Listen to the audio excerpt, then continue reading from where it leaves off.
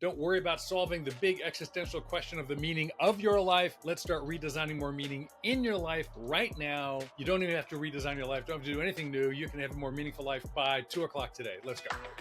If you've ever felt stuck and didn't know how to get started, this episode will make you rethink what's possible. First of all, the key thing to understand is it has nothing to do with going to the right college. Where you go doesn't matter at all. Where you go doesn't matter at all. When you finished high school and you're 18 years old, there are 0 rules left. There's nothing you have to do. There is no deadline. You are not late. You're not behind. It's just 11:18, at least here. If you've ever felt lost, Unplannable is the podcast that makes you feel less alone and gives you tactics to get unstuck.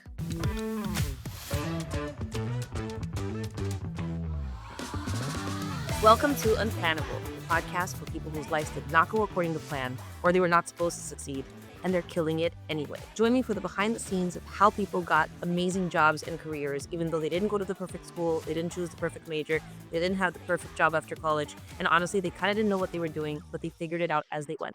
I'm your host, Gina, and I was voted most likely to drop out of college. And I did. I also got fired and laid off before I was hired to be the head of growth and marketing at Duolingo, built my own venture capital firm since, met a president at the White House, worked on a presidential campaign, and I'm now building my own venture-backed startup.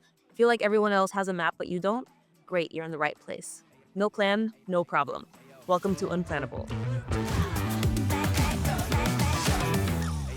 First of all, I'm so excited to interview you. Like I said, I really prepped for this. I studied philosophy, and I started just observing how many young people are just freaking out because they think that their life is over at 23 because they made one wrong choice or they didn't get it right. So I'm going to jump right in. Dave, let's start with a crazy stat that you mentioned in one of your talks. That is that within 5 to 10 years of graduating, 80% of people are working outside their field of study, which basically means your major doesn't define your future. I don't know what you're talking about because I obviously expected to be a professional philosopher.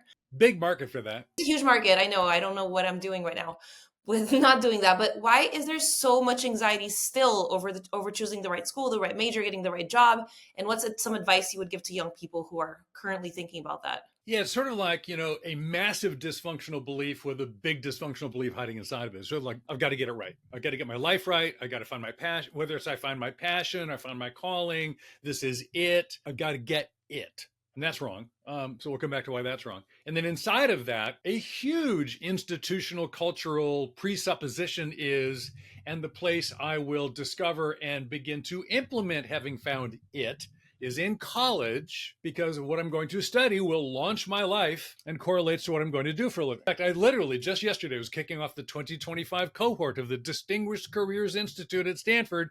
38 more people, my 10th cohort of, 55 to 75-year-olds taking a year off. It's the Gap Year for Grown-Ups program. Because they keep asking the question, what do I do with my life? I'm like Gina, I ran Duolingo, I did all these cool things. Now what? Because the now what question never stops.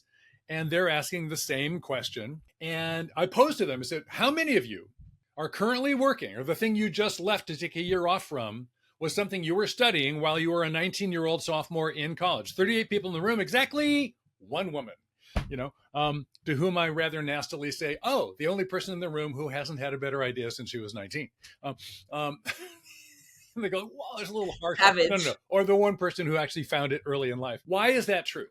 A couple of reasons. Number one, just the numbers are wrong. Most universities offer 35 to 75 baccalaureate degrees. How many different BSs or BAs did the university you attend actually offer you to buy? How many products were on the shelf? Under 100. How many people on the planet? Pushing 9 billion. Do 9 billion people do more than 75 things? Because the question format, oh, you're studying anthropology, you studied philosophy. What are you going to do with that?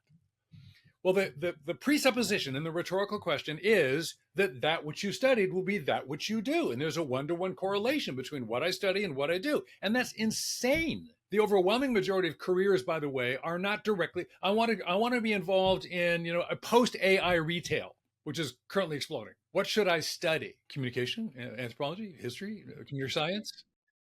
Not to mention that In 4 years, it might be something else. You have no idea. The correlation between most things that most people do and a particular field of study is like zero. And oh, by the way, you don't even have a neocortex, the executive function of your brain, fully baked until you're 27 or 28, a little later in men. Ooh, big surprise there. So when you're 20 years old and declaring your major, you're 8 years from actually being your grown-up self. So how in the world can you know it when you're not even here yet? So there's so much wrong with this way of thinking. It's insane. We've had a fundamental misperception of what it means to become an adult for about the last 150 years. It's time to stop thinking this way. Okay, so let's talk to 18-year-olds today. What would you tell them to do? Like they're trying to figure out what to do, Sure. what to major in. What's the advice? So first of all, when I'm talking to my Stanford seniors, I go, look, you're not, who don't yet know, oh my God, I haven't figured it out. Well, I've ruined my life. No, you're fine. You're not broken. You're 22. So your 22 or your 18-year-old self's primary job is to set your 28-year-old self up to having some interesting choices. Fully expect to change your mind. Life is an ongoing improv skit. Just get good at the improv game. We're making it up as we go along. You will change your mind. That doesn't mean you were wrong. There's no finding the right answer. There's evolving and wayfinding to the next best thing. So when you're 18, if you choose to go to college, and that college is that choice is coming in question for a lot of people, maybe you should go do some interesting travel and experiential things, then go to a couple of hackathons, get professionally certified and skip the college thing entirely. That may be a great decision, by the way. But I'm career prep. I'm here to launch my career. I want to get my engineering degree. I'm going to kill it in AI. Well, okay, fine. No, I'm here to find myself. I'm trying to find my adult self. Go do ayahuasca, stay up all night, argue about God, and become myself. That'd be great. I did a bunch of that. They can all work. Just know what you're doing, or you're going to end up living somebody else's life. First of all, the key thing to understand is it has nothing to do with going to the right college. Where you go doesn't matter at all. Literally, the research proves. So, going to Harvard poorly is nothing compared to going to Chico State or to the local community college well. The key thing that correlates to long-term success after college is engagement during those years. So the two critical things, if I make a connection to a grown-up, to a mentor, staff member, faculty member, some who's going to walk alongside me so I can have the conversation about what am I growing into. So can I have a conversation with a mentoring adult who cares about my education? Thing one. Thing two, have experiences that correlate and connect what I'm learning to the real world in real time. Go out and do field trips. Rig your project for your writing class on creative writing to something you find interesting in the world about climate change. Find ways to connect to the real world. Don't just get stuck inside the academic bubble. If you do those two things, connect to a real person and connect to the outside world while going to a college that you fit in, not that was ranked high, your chances of coming out well are really, really good. Okay, but you can do those things without going to college, arguably, right? Totally. Like you can find an adult or multiple adults who can actually guide you, and you can do without just like being stuck in overthinking, which are two big themes of things that you talk about. Tell us a little bit more about I don't know if I want to go to college. A, how do I meet adults that might actually influence my life and will care about me? And B, if I can't think my way into figuring out my future and I need to actually prototype, which is what you guys say, I actually need to try something in real life. What does that look like in practice? The best way to get a job is not to ask for the job. It's to ask for the story. Like, Gina, do you think you could refer me to somebody at Duolingo? That's asking for the job. Like, hey, tell me the Duolingo story. How did you decide to start that company? What was it like being a founder at your age? How's that different from being 9.5 months pregnant? That's the story. So what you do, it's all about engaging the narrative story. And you finished high school and you're 18 years old. There are zero rules left. There's nothing you have to do. There is no deadline. You are not late. You're not behind. It's just 11:18, at least here. The do the right thing system, do well in high school, have a good resume, get into the best possible school, go to the best possible, take the hardest possible major, get the best possible internship, and on you go, doing the right thing on the way to being successful, which is a system that somebody else sold you. It has nothing to do with you becoming you or joining the world. So the first thing you want to do is wait a minute, I'm actually in charge of this thing. You're not late, you're here. Okay, so get over it. Okay, so what do I want to do now? I got to make sure I don't miss it. What's it and where's it going? We're just here. Okay. So I want to live my life for a year. I want to try some stuff. Great. I'm interested in. What am I interested in? I'm going to take a gap year. A gap year between high school and college. 18 and 19, I'm going to take a gap year. Why? Because I'm going to go out and try the world on. And the first advantage of taking a gap year is I'm already breaking the rules. I'm interested in climate change. I'm interested in, centipedes. Okay, great. I just started, reading about centipedes, and somebody wrote that article, and I call that guy, and he's on LinkedIn. And guess what? I'm really curious how he became a centipede fanatic like me, and because they're much more interesting than most people realize. And off you go. And it's so interesting to talk to you, because I'm not saying, would you please, hire me as the next centipede intern, whatever that is, but let's have that conversation about that thing you want to do. Here's the deal. Like, hey, Gina, I've done the research. And it turns out you are one of the most interesting people in the world for the following 4 obvious reasons. And so it turns out we have a shared interest. You think you're really cool, and I think you're really cool. So we're on the same page. Why don't we get together and talk about your favorite topic and mine, why you're so interesting? Would that work for you? That's the conversation we're trying to have. That's what you do a couple hundred times during your gap year. And oh, by the way, at the end of the call, you're talking to Gina about this podcasting thing, So that's what you do. And I can't tell you how many collegians out of getting the great internship for their summer, where they're going to have exactly one experience working for one boss in one company doing one thing, usually mismanaged, for 10 weeks. And if they're lucky, they'll learn one thing. And very often what they learn is, I have a really horrible boss who never cared about me at all summer long, and used me as cheap labor. What have I learned? Oh, I therefore never want to work for a big company. I never want to work for a man. I never want to, I never want to work in the insurance. No, all you know is you have a shitty boss. That's all you know. You don't know a thing. Skip all that nonsense. Take the grave shift at Starbucks, pull in a couple of espressos to make just enough money to barely survive the next college year, and then spend 9 hours a day pounding people on LinkedIn, setting up phone calls, doing Zooms, visiting people in person, taking a ride, and learning about 5 different things at the same time. And you will come out of that summer way more expanded as a human being than having worked for one crummy boss for 10 weeks. Love that. That's exactly what I did, but I made the mistake of calling it an informational interview at my time. That's a totally okay thing. We call it a life design interview, informational interview. We don't have copyright on the label. That's exactly what it is. And it is the single most important thing we teach people to do. And that's networking, which is what people think is disgusting. Like, they hate the word networking. But basically, you guys are explaining, guys, let's just put the word networking away and actually look at what it is, which is connecting to real people, being interested in them, and then unlocking opportunities that you couldn't even have imagined by doing that. Right. Let me do the network reframe further for you, because particularly for those listeners, under 40 and certainly under 30, much less under 22, they not only hate networking, they're terrified of it, loathe it, and think it's like so boomer over. These people will never make a live telephone call as opposed to texting first, right? So it's all non-simultaneous communication. Simultaneous communication is totally inappropriate. That's just dead wrong. I feel that way. I'm so scared of phone calls. I know, but LinkedIn is your friend. Don't worry about it. But here's the thing. My comparison to networking. Why do you think networking is so scummy? Wow, it's all about me. I'm bugging these people. What's in it for them? It's a total ripoff. I don't know what I'm talking about. I'm an idiot. They're going to reject. It's really about fear of rejection. So let's start with, it's a waste of their time. No, it's not. And as far as the rejection goes, like, look, you currently don't know this person. And if you reach out to them and nothing happens, where are you? Right there with the same nothing you had this morning. You haven't lost anything. Okay, so that's thing 1. Thing 2, have you ever been lost and asked a stranger for directions? Yes. And when they give you the directions, how does the conversation go? It's very short and simple. Yeah. And when you leave, what do you say? Thank you. And what do they say? You're welcome. And off we go. Now, how often when you ask a complete freaking stranger on the street for directions, they kind of go, who the hell are you? Don't stop bothering me. Get out of my face. Get out of my face. Has that ever happened to you? That has never happened to me. Now, by the way, let's flip it around. Have you ever given directions to a stranger?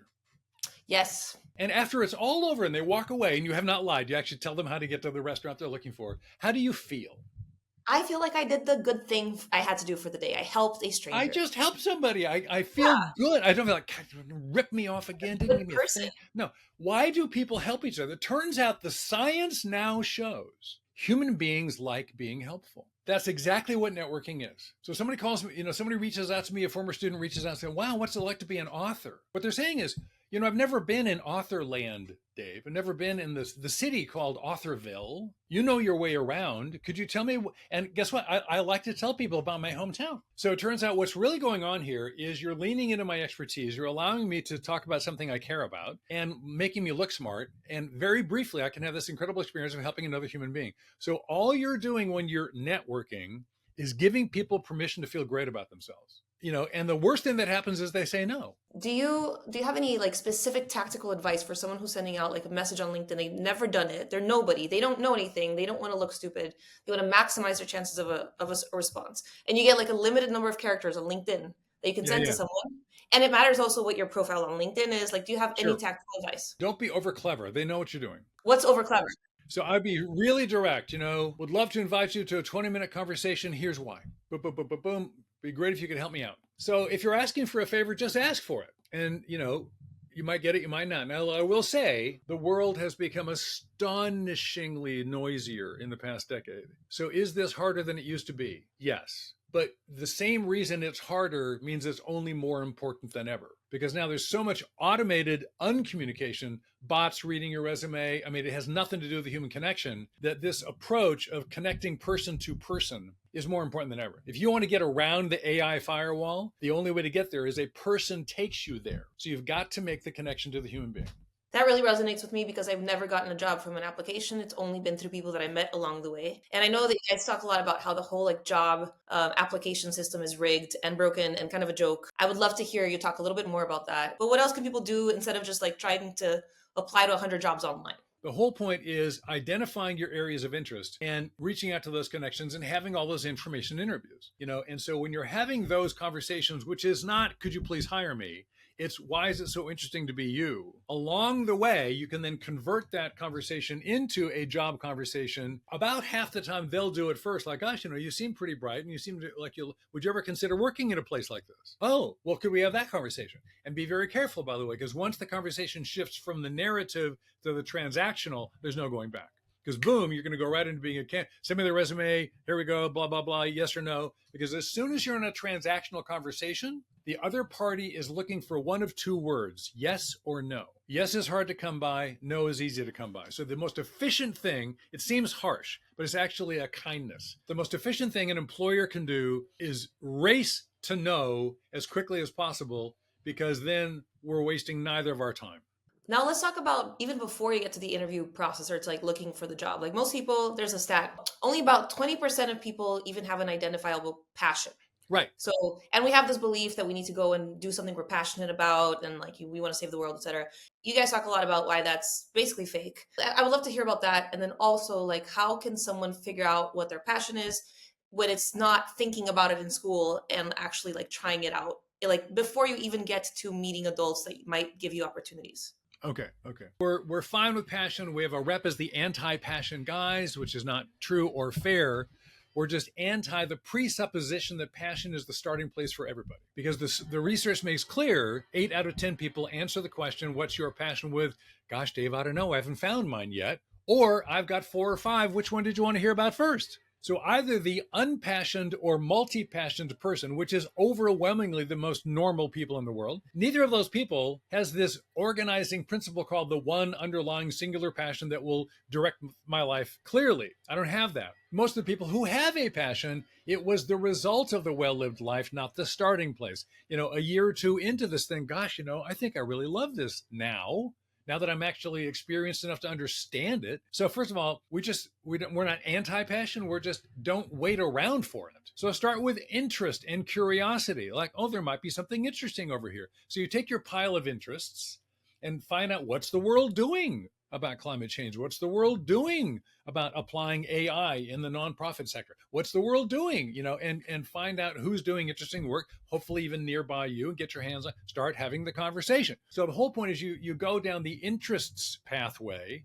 and discover what's actually happening in the real world, and then find out whether or not there's a party you can join. Here's the job I think. I would like the following job.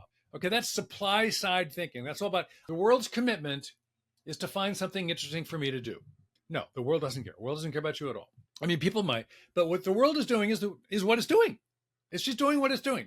We're over here, making donuts, and we're over here, teaching blind kids to read, and we're over here, using AI to make porn more efficient. We're just doing all this stuff we're doing, good, bad, and indifferent. It's all out there. And you get to decide which part of it you're going to try to join. Did you just say make porn more efficient? Unfortunately, the truth is that porn is still the largest market on the internet. And trust me, AI is showing up in a big way. The world is a very large and complicated place. There's a lot going on. So scan the horizon and decide which part of it you want to be in and which part of it you want to avoid. Go find a party you can try to get into. Nobody's waiting around to host the Make Gina Feel Great party. Fair. Okay, so let's talk about this idea of like actually testing out whether you like something or not. I do not have any opportunities, and I'm just here, and I have no money, and I really don't know. What do you mean prototype? Like I can't do that. I don't have that luxury. We think a life design prototype comes in two forms: a conversation and an experience. And a conversation is just the one we've already been talking about,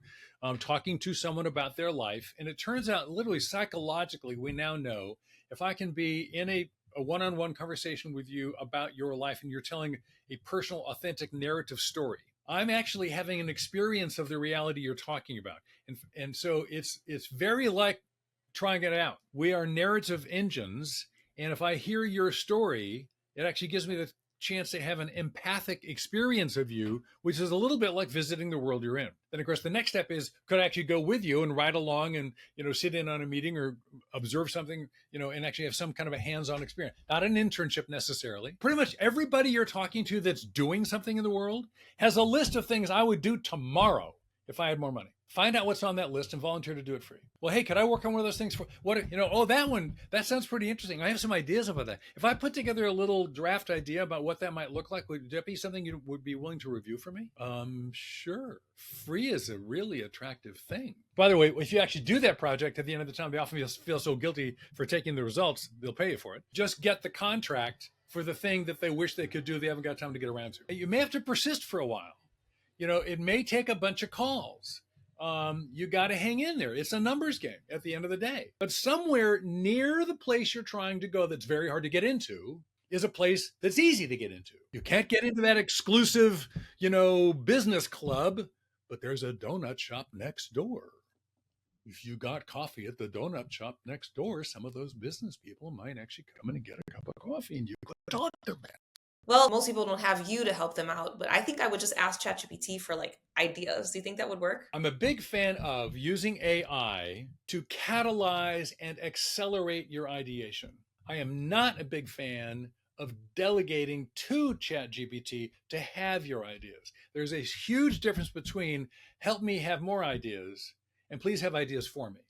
Give me some possibilities for how this paper might go that I'm going to write, as opposed to write this paper for me. So a lot of people are abdicating to AI. They are not facilitating with AI. Be very careful.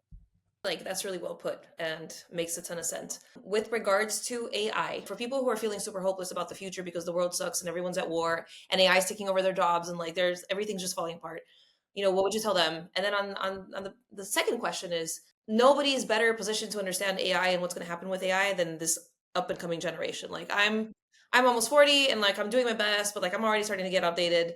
What's some advice that you would give people who want to sort of maximize their opportunities for when they're 28 to start thinking about in terms of how they can use AI today? So first of all, if you want to put yourself in the lane where activity is occurring, find out where it is. The mere fact that some entry-level jobs are going away, of course they are. So what? Don't go for that job. And that's the stuff we were thinking about yesterday. So you got to get out in front of the chaos and understand what the next things coming are going to be. So just find out where the best options are. And by the way, overwhelmingly, what that means is collaboration, ideation, soft skills, facilitation. It's all about that stuff. So the hard skill of I know how to write code, well, so does ChatGPT. What do you? So go where the action is. That's thing one. And then thing two, as far as being depressed, be very, very careful. Because the world has become so noisy, everybody's working on your attention. To work on your attention, the attention industry is now working on your dopamine system.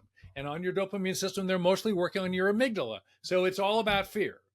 The only thing that's selling right now is fear inducement. I live in a country right now that's gone from being the world leading democracy to becoming a banana republic, led by a dingbat. When it's bad, get involved in being part of what's going on. But make sure you feed your brain accurate information life is hard enough without having to emotionally survive a false negative. A false negative is not your friend.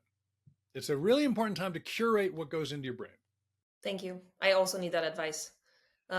Dave, we're nearing the end. You talk about what you know and what you've done, like ad nauseum. You've done it a million times. You've had a really successful career, I think, by a lot of different measures. If I Google your name, I will find out that you went to Stanford and you were a co-founder at EA and you were one of their first hires, and you were at Apple and you helped invent the mouse and a bunch of really impressive things. And then you wrote this amazing book, and now you're having this new book coming out. It's going to be a bestseller. It's going to be amazing.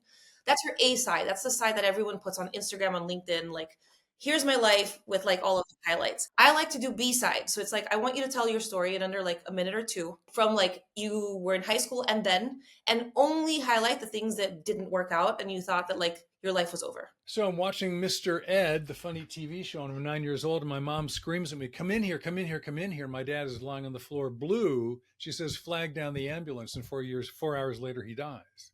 So I'm fatherless at the age of 9, which we learned in our late 20s, early 30s was he died of suicide. So I didn't grow up with a dad and started having to figure out what to do myself.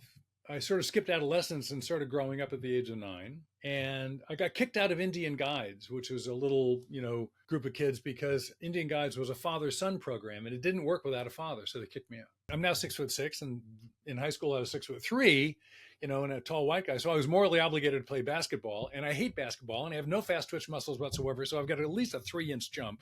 And I tried desperately to fulfill my moral obligation to play basketball, and I failed miserably, and everybody laughed at me, and I felt horrible. And then I came out of Stanford with a master's degree in thermosciences, ready to solve the energy crisis, except there was no advanced energy technology industry. They lied to me by saying we need to work on advanced energy. That's what you should do. I'm, okay, I'll do it. I'll get us off oil. And nobody gave a shit. So I spent 4 years unemployed trying to do something that the world wasn't ready for, and then finally found somebody willing to marry me, and we had some kids. And, and then when I'm in my early 30s, I'm sitting in the family room, and my 3-year-old son says to his mom, Mommy, can we play with Dad today, where he just falls asleep in that chair again?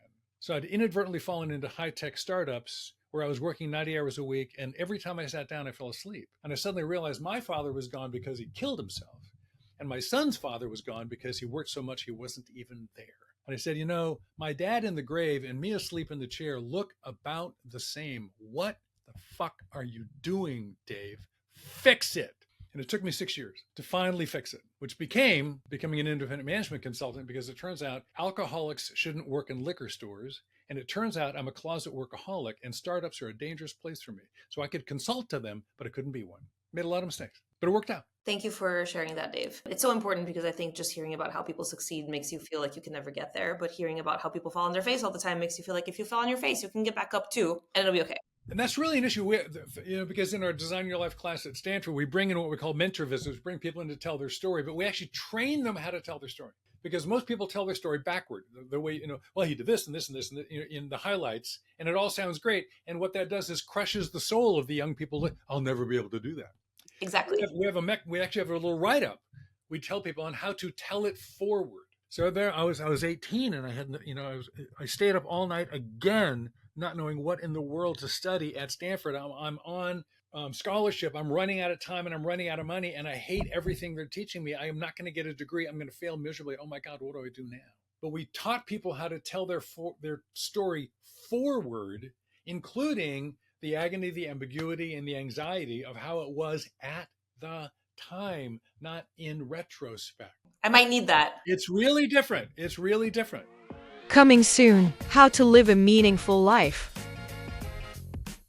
It's called How to Live a Meaningful Life, using design thinking to unlock purpose, joy, and flow every day. What it came out of, very briefly, is after 10 years and 1.5 million readers, the feedback loop we got was, I did all this stuff and I redesigned my life and I redesigned my career, and I'm still not being fulfilled. What's up with that? This really spiked right after the pandemic and the Great Resignation, when 52 million people walk off the job looking for something more important and didn't find it. So we said, oh, you need that problem. They go, yeah, we need that problem. So we started working on that, and we came up with a model. And so the book posits that the problem is most people are looking for meaning in one place called impact and changing the world. If I'm making a difference, then my life is worthwhile. And if not, it's not. And that's only one form of meaning making, and it doesn't really work. for most people most of the time. So we ideate. There's the transactional world and there's the flow world. There's only one reality, but your consciousness can only handle half of it at a time. So we're in the transactional world getting stuff done 98% of the time. And the only place to be meaningful in the transactional world is to have an impact, and it doesn't work most of the time. So most people are despairing and stuck. So we say you got to get more in the flow world. There's 4 places to do that: wonder, coherence, formative community, and flow. Come on down. We've got some tools. Don't worry about solving the big existential question of the meaning of your life. Let's start redesigning more meaning in your life right now. You don't even have to redesign your life. Don't have to do anything new. You can have a more meaningful life by 2 o'clock today. Let's go. Dave, thank you so much for being here. It has been a pleasure. Lovely to be with you.